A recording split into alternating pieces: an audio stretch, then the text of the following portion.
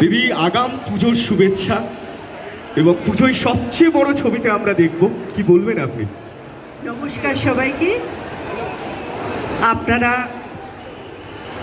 আশা করব যে আমাদের শাস্ত্রী দেখবেন। সবাইকে আগাম শারদ শুভেচ্ছা। বাঙালির সর্বশ্রেষ্ঠ পুজো হচ্ছে দুর্গা উৎসব, আর আমরা নিয়ে আসছি এবার পুজোয় শাস্ত্রী।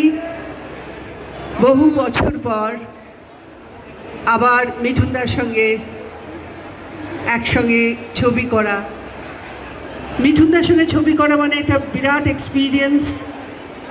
বহু ছবি করেছি, এত বছর পর আবারও একসঙ্গে ছবি করতে পেরে ভীষণ ভালো লেগেছে। এবং আমি জানি মানুষ মিঠুন চক্রবর্তী, দেবশ্রী রায়কে দেখতে স্ক্রিনে খুব ভালোবাসে। সাউন্ডটা কোথায় একসাথে? তাই আমাদেরও ভালো লাগে একসঙ্গে কাজ করতে। শাস্ত্রী একটা অন্য ধরনের ছবি।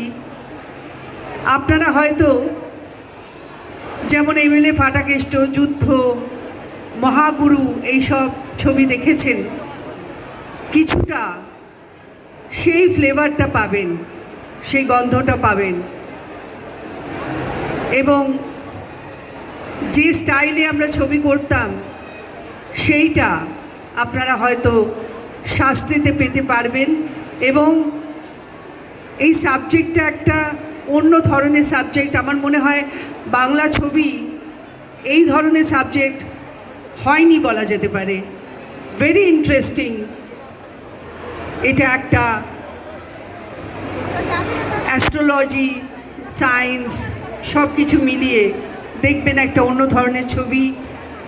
সঙ্গে আমার যারা কো-স্টার, সহশিল্পী, তারা প্রত্যেকেই খুব ভালো কাজ করেছে এবং এটা খুব বিশাল একটা প্রচেষ্টা হয়েছে।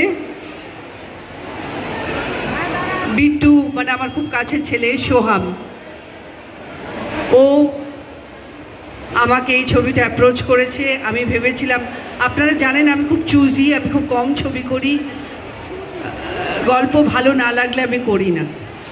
তো সোহাম যখন এই সাবজেক্টটা নিয়ে আমার কাছে এলো, আমার ভীষণই ইন্টারেস্টিং লেগেছে এবং আমি এক কথায় বলেছি আমি ছবিটা করব।